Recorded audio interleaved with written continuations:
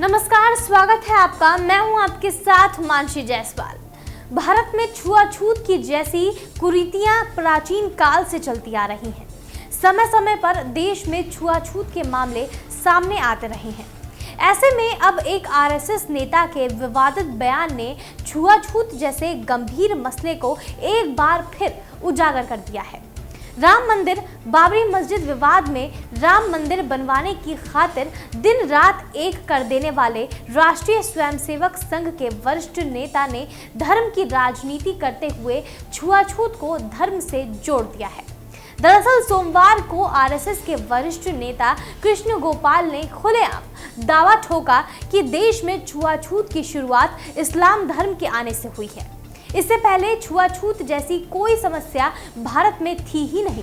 इस्लाम धर्म के आने से ही देश में छुआछूत की शुरुआत हो गई। एक कार्यक्रम के दौरान कृष्णा गोपाल ने आपत्तिजनक टिप्पणी करते हुए कह दिया कि प्राचीन काल में भारत में गोमांस खाने वालों को ही अछूत कहा जाता था। इसके अलावा अंग्रेजों को जिम्मेदार ठहराते हुए संघ नेता ने कहा कि देश को दलित शब्द के बारे में पता ही नहीं था। कोई जानता ही नहीं था कि दलित होता क्या है। लेकिन अंग्रेजों के षड्यंत्र के तहत बांटो और राज करो की नीति होने के साथ ही दलितों का प्रचलन भी शुरू हो गया। संघ नेता कृष्णा ने दावा किया कि राष्ट्रीय स्वयंसेवक संघ शुरुआत से ही जाति विहीन समाज का पक्षधर रहा है और जाति के मुद्दों से खुद को ऊपर उठाकर कार्य करता आया है। इससे पहले कि खबर को आगे बढ़ाएं, उससे पहले अगर आपने चैनल को सब्सक्राइब नहीं किया है तो चैनल को सब्सक्राइब जरूर कर लें। साथ ही लेटेस्ट खबरों को जानने के लिए बेल आइकन को दबाना ना भूलें। दरअसल सोमवार को संघ नेता गोपाल भारत का राजनीतिक उत्तरायण और भारत का दलित विमर्श पुस्तक के विमोचन कार्यक्रम में सभा को संबोधित करने पहुंचे थे। इसी कार्यक्रम में संस्कृति और पर्यटन मंत्री प्रहलाद पटेल भी शामिल हुए थे। इस कार्यक्रम के दौरान गोपाल ने कहा कि संविधान सभा ने दलित शब्द का इस्तेमाल कभी नहीं किया। सभा में दलित शब्द की जगह पर हमेशा अनुसूचित जाति शब्द का प्रयोग किया गया था।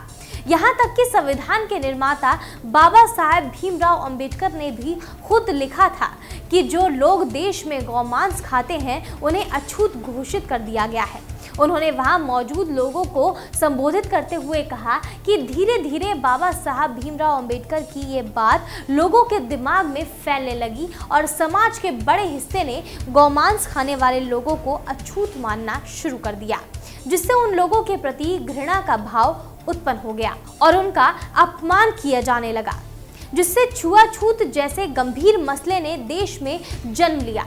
इस कार्यक्रम के दौरान उन्होंने कहा कि रामायण लिखने वाले ऋषि वाल्मीकि भी दलित नहीं थे, बल्कि एक शूद्र थे जिनका देश में बहुत सम्मान किया जाता था। इस संबोधन के दौरान छुआछूत को इस्लाम से जोड़े जाने की अपनी बात को साबित करने के लिए गोपाल ने सिंध के आखिरी हिंदू राजा दाहिर के परिजनों की कहानी का भी जिक्र करने से परहेज नहीं किया। उन्होंने कहा कि राजा दाहिर जौहर करने जा रहा था, जिस दौरान उन्होंने सबसे पहले मालिच्छा शब्द का इस्तेमाल करते हुए कहा था कि पूरे परिवार को जल्द ही जौहर करना होगा। ऐसा ना करने पर मालिच्छा उनको छू लेंगे और उनका पूरा परिवार अपवित्र हो जाएगा। इस वाक्य से गोपाल ने ये सिद्ध करने का प्रयास किया कि गौमांस खाने वालों को प्राचीन भारत में अस्पृश्य करार दिया जाता था।